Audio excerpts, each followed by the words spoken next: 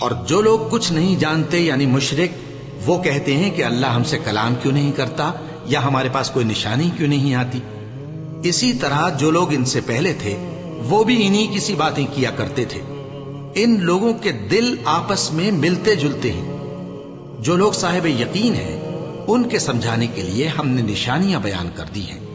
اے پیغمبر، ہم نے تم کو سچائی کے ساتھ خوشخبری سنانے والا اور ڈرانے والا بنا کر بھیجا ہے، اور اہل دوزخ کے بارے میں تم سے کچھ پرسش نہیں ہوگی، اور تم سے نہ تو یہودی کبھی خوش ہوں گے اور نہ عیسائی، یہاں تک کہ ان کے مذہب کی پیروی اختیار کر لو۔